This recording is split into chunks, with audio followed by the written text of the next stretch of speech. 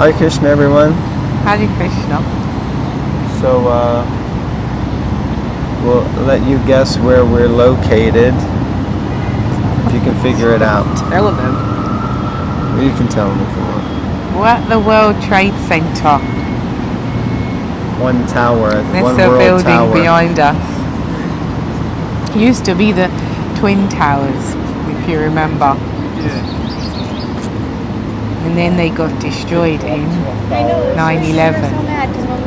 So this is what's replaced it. It's called One Tower because there's only one tower instead of two. When it was two, it was called Twin Towers. Sure they appreciate that in-depth explanation. Okay, so we're going to read from the Bhagavatam because that's the most important thing. Oh, where are we? Canto 4, Chapter 19, Text 9. Om Namo Bhagavate Vasudevaya. Om Namo Bhagavate Vasudevaya. Om Namo Bhagavate Vasudevaya. Text 9. King Prithu was presented with various gifts from the general populace and predominating deities of all planets. The oceans and seas were full of valuable jewels and pearls, and the hills were full of chemicals and fertilizers. 4 kinds of edibles were produced profusely. As stated in Ishopanishad, this material creation is supplied with all the potencies for the production of all necessities required by the living entities. Not only human beings, but animals, reptiles, aquatics and trees. The oceans and seas produce pearls, coral and valuable jewels so that fortunate law-abiding people can utilize them. Similarly, the hills are full of chemicals so that when rivers flow down from them, the chemicals spread over the fields to fertilize the 4 kinds of foodstuffs. These are technically known as kavya, those edibles which are chewed, laya, those which are licked up, kasya, those which are swallowed, and piya, those which are drunk.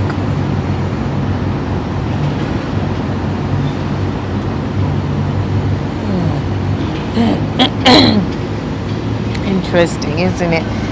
People plunder the seas and the oceans for pearls and corals and stuff. This the unfortunate, the degraded situation that we're in. But you can see it was just like there and available and normal before, you know.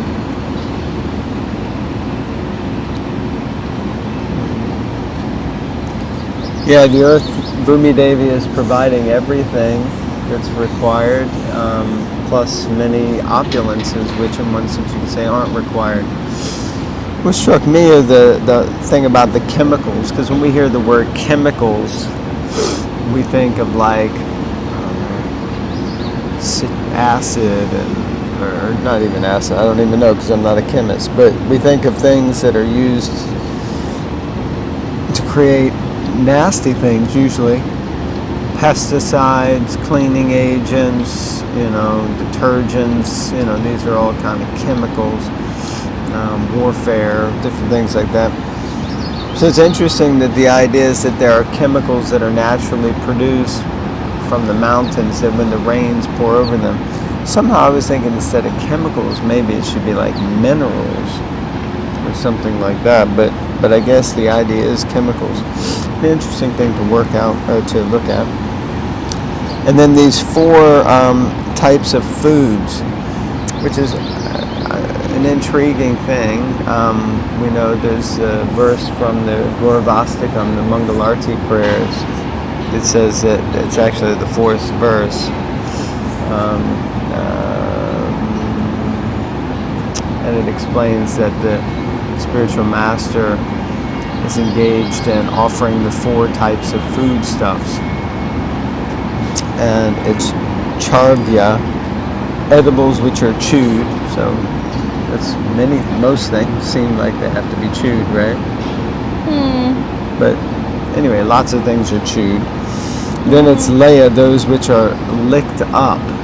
Ice cream. Not sure they had ice cream in Vedic times, but okay. Well, kulfi. I'm sure they had that. They didn't have no freezers. But anyway, chusya, those which are swallowed. So, I mean, it all seems to be swallowed, but I guess, what is it that you eat that you don't chew, that you just swallow and you don't lick it up? And then those which are drunk. So then obviously liquids. So I don't know, swallowed means maybe like a soup, because you don't exactly drink a soup, but you just swallow it. You don't actually chew it, and you definitely don't lick it. So what other things are there that are kind of licked up? I'm not sure. Shall we continue to the next paragraph? Well, I'm trying to have a conversation. Well, But, if any of you have any ideas, maybe you have some insights, please share it. We're trying to drive interaction with our community here. Next paragraph, as desired by Goddess of Fortune. Prithu Maharaj was greeted by the residents of other planets and their presiding deities. They presented various gifts to the king and acknowledged him as the proper type of king, by whose planning and activities everyone throughout the universe could be happy and prosperous. Nobody here before, as soon as we start reading. It is clearly indicated in this verse that the oceans and seas are meant for producing jewels, but in Kali Yuga the oceans are mainly being utilized for fishing. Shudras and poor men were allowed to fish, but the higher classes like the Kshatriyas and Vaishyas would gather pearls, jewels, and coral. Other poor men would catch tons of fish. They would not be equal in value to one piece of coral or pearl. In this age, so many factories for the manufacture of fertilizer have been opened, but when the personality of Godhead is pleased by the performance of yajnas, the hills automatically produce fertilizing chemicals. Well, there you go. Which help produce edibles in the fields. Everything is dependent on the people's acceptance of the Vedic principles of sacrifice. So the Vedic principle of sacrifice means, everything is done for the little squirrel. Everything is done for the another one over there. Everything is done for the benefit of Vishnu, done as an offering to the Lord. So this is the principle by which we please the Lord, by which the Lord is pleased, and by which Bhumi Devi is pleased, and therefore she produces all the different elements. Here it's interesting. It says that with a proper ruler, people can be happy and prosperous. So it seems that prosperity is not something that is frowned upon, but is something that is a natural byproduct of a godly culture. That if people are God conscious, they also prosper because they work, because the Lord provides. Just a thought. Text 10. King Prithu was dependent on the Supreme Personality of Godhead, who is known as an Okshaja. Because King Prithu performed so many sacrifices, he was superhumanly enhanced by the mercy of the Supreme Lord. King Prithu's opulence, however, could not be tolerated by the King of Heaven, Indra, who tried to impede the progress of his opulence. In this verse, there are three significant purposes expressed in the words Adhoksaja, Bhagavan, Indra, and Prithu. Maharaj Prithu is an incarnation of Vishnu, yet he is a great devotee of Lord Vishnu. Although an empowered incarnation of Lord Vishnu, he is nonetheless a living entity.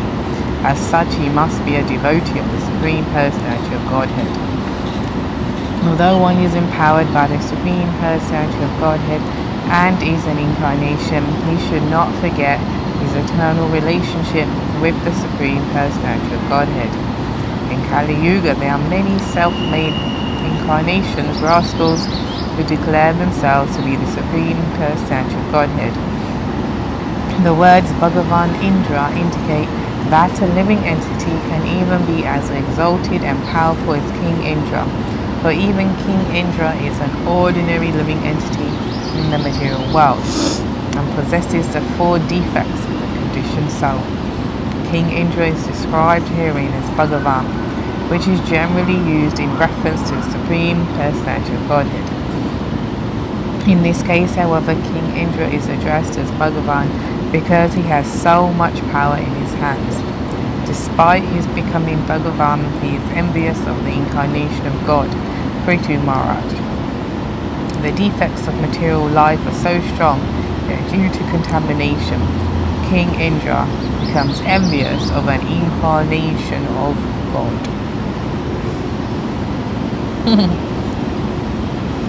So, this envy is such a disease, you know?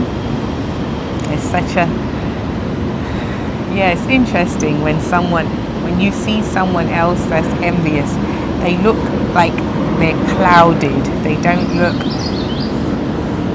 happy. You know, you can see there's some, like a curtain has been pulled. They look a bit dark, you know?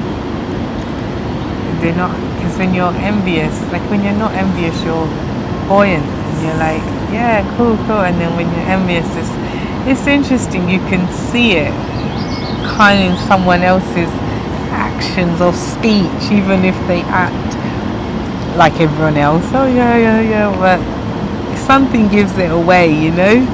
Something's not sitting right there. And for the person who's feeling envious, yeah, it's very disturbing. It's much more easy to just let it go.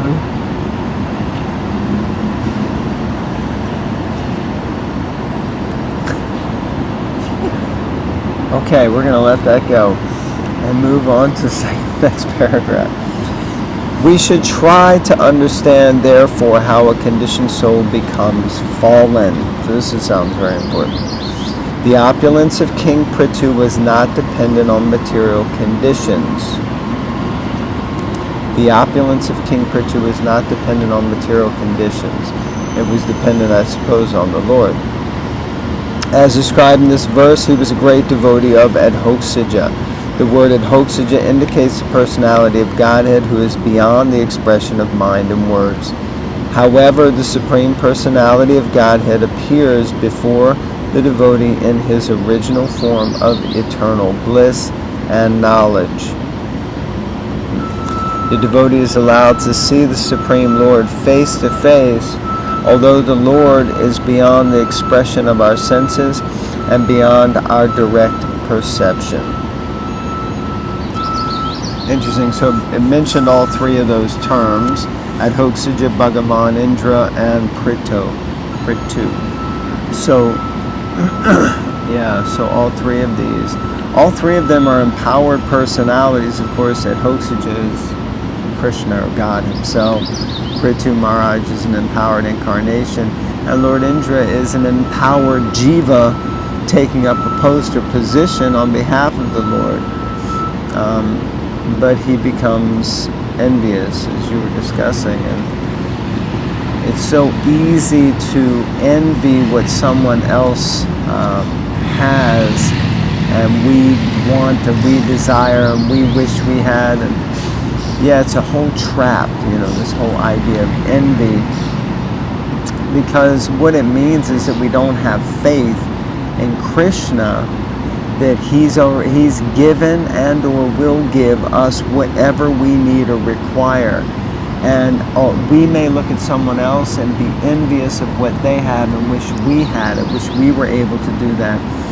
But people who have those things, they may look at us or look at you and think, no, I wish I had that.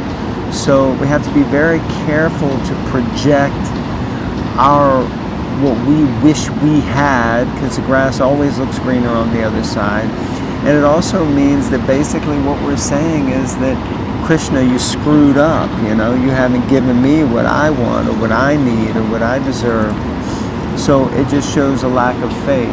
So actually, the more faith we have, the less envious we are. And we were hearing last night also about this principle of gratitude. And I forget the quote that Rukmini Devi shared, but basically that one who is grateful, or one who has thanks, they have deep faith. They understand that, Krishna, he's taking care of everything. He's our Supreme Father. It was just Father's Day yesterday. And he's looking after all of us. And one child of God should not be envious of another child of God. We should see and be grateful for what we've been given, and we should be grateful for what has been given to others, and celebrate their successes and their opulences, not wishing that we had it, in that way. Of course, there is a principle in the spiritual world. Prabhupada talks about this in a letter to Atreya Rishi, that even in the spiritual world, he says there is envy. And in that way, he says that one devotee may see, or one gopi may see, that another gopi serves Krishna in a very wonderful way, and Krishna becomes pleased, and they think, oh, I want to serve Krishna in that way. But because the principle is service to Krishna, then it's perfect, and it's not materialistic envy, it's spiritual envy, and it drives us to a spiritual competition where we want to serve Krishna better, like that. So those are some thoughts on envy. Sorry, I rambled. Takes 11 or leave it? Maybe leave it. Might go to another location. Yeah, we'll do a few readings today, Krishna willing. We're out and about. Alright, bye everyone. Thank you all very much. Thank you all very much. Hare Krishna. Grantara Srimad Bhagavatam Ki. Jai. Bhagavatam is greater than... Yay! Haribol.